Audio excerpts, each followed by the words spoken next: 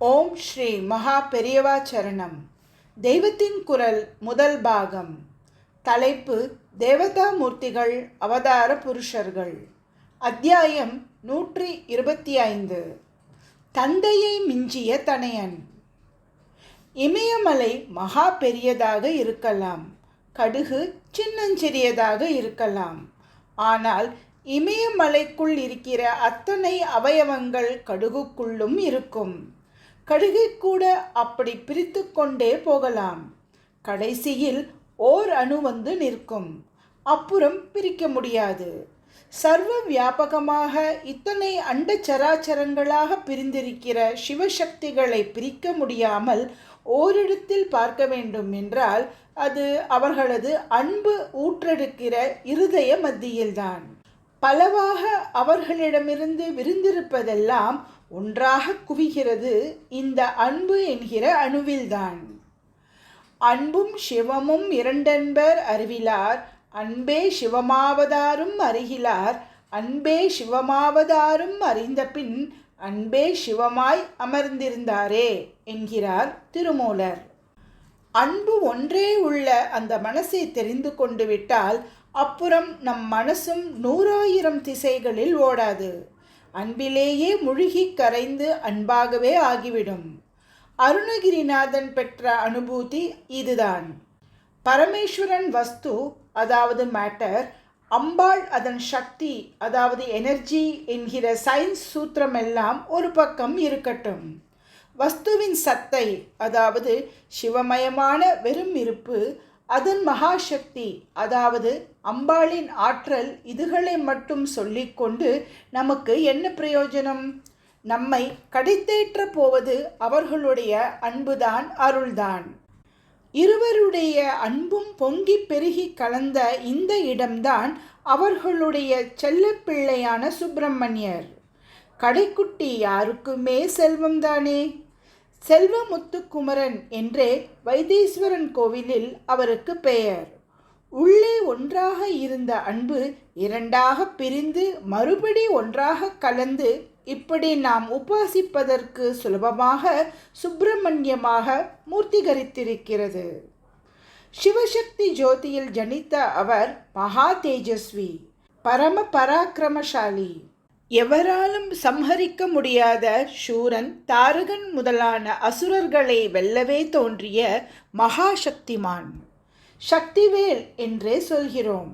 ஆனால் இந்த பராக்கிரம சக்தியோடு அருட்சக்தியாக இருப்பதே அவருடைய விசேஷம். அறிவு சக்தியாக இருக்கிறவரும் அவர்தான். ஞான பண்டிதன், ஞானஸ்கந்தன் என்பார்கள். ஆதி குருவான தகப்பனாருக்கே உபதேசம் பண்ணினவன். சுவாமி என்று அமரத்தில் சொல்லப்படுகிற சுப்பிரமணியர் இந்த அவசரத்தில், அதாவது கோலத்தில் தகப்பன் சுவாமி எனப்படுகிறார். சுவாமிமலை என்றே அவர் சிவனுக்கு பிரணவோபதேசம் செய்கிற சுப்பிரமணிய ஸ்தலத்துக்கு பெயர் இருக்கிறது. அங்கே அவரை சுவாமிநாதன் என்பார்கள். செல்லப்பிள்ளை. அதனால் தன்னை காட்டிலும் இந்த பிள்ளையை எல்லா அம்சங்களிலும் பெரியவனாக காட்டி பூரித்து போகிறார் பரமேஸ்வரன். என்னை விட இவன் ஞானி என்று பிள்ளையிடமே தாழ்ந்து உபதேசம் வாங்கிக் கொள்கிறார். வரபலம் பெற்றுள்ள தாரகன், சூரன் இவர்களை நான் வதைக்க முடியாது, என்னாலும் முடியாததை செய்ய, அதாவது என்னை விட பெரியவனாக ஒருத்தன் வரவேண்டும் என்றே இந்த பிள்ளையை படைத்தார். அப்புறம் ஞான பலமும் அவனுக்கே அதிகம் என்று காட்ட அவனிடமே உபதேசம் பெற்றுக்கொண்டார். எங்கேயும் தனக்கு வெற்றியைத்தான் விரும்ப வேண்டும், ஆனால் பிள்ளையிடத்தில் மட்டும் தோல்வியை விரும்ப வேண்டும். அதாவது புத்ராத் இச்சேத் பராஜயம் என்பார்கள். அதாவது ஒவ்வொரு பிதாவுக்கும் தன்னை விட தன் பிள்ளை நன்றாக இருக்க வேண்டும், புத்திசாலியாக இருக்க வேண்டும் என்றுதான் இருக்கும். பரமேஸ்வரனுக்கே இப்படித்தான் இருந்திருக்கிறது. தானே அம்பாளோடு சேர்ந்து பிள்ளையாக வந்தான் என்றாலும் இப்போது வீரம், ஞானம், லாவண்யம் எல்லாவற்றிலும் முன்னைவிட அதிகமான பிரகாசத்தை எடுத்துக்கொண்டான். இங்கே லாவண்யத்தை சொன்னேன். ஈஸ்வரன் மன்மதனை தகனம் பண்ணிய பின் மன்மதன் திமிரோடு பிரயோகம் செய்த அதே கரும்பு வில்லையும் புஷ்பபானத்தையும் அம்பாள் எடுத்துக்கொண்டு காமாட்சியானாள். ஈஸ்வரனை திமிரோடு நெருங்காமல் அன்போடு பார்த்து அவரிடம் அடங்கி இவற்றை பாதத்தில் அர்ப்பணம் செய்தாள். சண்டை போட்ட மன்மதனால் உண்டாக்க முடியாத அன்பு இப்போது இவளது பணிவினாலேயே ஈஸ்வரனுக்கு உண்டாகிவிட்டது. அதன் விளைவாகவே ஜனித்த குமாரன் இவன். இப்போது பார்த்தால் இவனே ஈஸ்வரன் பொசுக்கின மன்மதனுக்கு மன்மதனாக இருக்கிறான். தமிழில் காமவேள் செவ்வேள் என்று மன்மதன் முருகன் இருவருக்கு மட்டுமே வேள் என்கிற பதத்தை பொருத்துகிறார்கள்.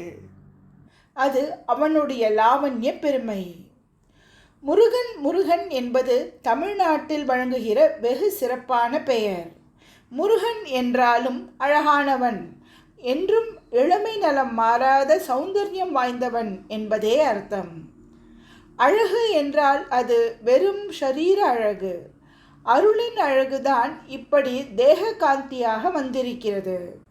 பரமேஸ்வரன் அம்பாள் சம்பந்தத்தோடு இப்படி குமாரனாக ஆவிர்பவித்த போது வீரம், ஞானம், சௌந்தர்யம் இவற்றோடு அருளிலும் அதிக பிரகாசத்தை எடுத்துக்கொண்டிருக்கிறார். சத் சித் ஆனந்தம் என்று சொல்வார்கள். அதுதான் பரம்பொருள். இதிலே சத் அதாவது இருப்பு பரமேஸ்வரன், இருக்கிறோம் என்பதை உணர்ந்து சக்தியை காட்டுகிற சித் அம்பாள். இப்படி உணர்ந்ததில் பேரானந்தம் பிறக்கிறது. இந்த ஆனந்தமே சுப்பிரமணியர். சிவம் என்கிற மங்களமும் அம்பாள் என்கிற காருண்யமும் கலந்த பரம உத்கிருஷ்டமான ஸ்தானம் அவர். சச்சிதானந்தத்தையே சோமாஸ்கந்தர் என்று தமிழ்நாட்டு சிவாலயங்களில் எல்லாம் வைத்து உற்சவம் நடத்துகிறோம். ஈஸ்வரனுக்கும் அம்பாளுக்கும் நடுவே இருவருக்கும் பொதுவான மத்தியஸ்தானமாக சுப்பிரமணியர் குழந்தை ரூபத்தில் இருப்பார். உமையோடும் ஸ்கந்தனோடும் கூடியவர், அதாவது சக உமாஸ்கந்தர் தான் சோமாஸ்கந்தரான பரமேஸ்வரன். பிள்ளையார் என்று விக்னேஸ்வரரையே சொல்கிற தமிழ்நாட்டிலும் இங்கே மட்டும் குமரன் என்று சிறப்பிக்கப்படுகிற இளைய பிள்ளையை மட்டும் தாய் தந்தையரோடு வைத்து 3 மூர்த்தியாக செய்திருக்கிறார்கள். பிள்ளை என்றால் இவன்தான் என்று எல்லாரும் பெருமைப்படுகிற மாதிரி, பிதாவே பெருமைப்பட்டு தோல்வியை ஒப்புக்கொள்கிற மாதிரி இப்படி உத்தம அம்சங்கள் எல்லாவற்றிலும் உச்சமாக இருக்கிறார் சுப்பிரமணிய சுவாமி. ஓம் ஸ்ரீ மகா பெரியவா சரணம். ஜெய ஜெய சங்கர, ஹர ஹர சங்கர.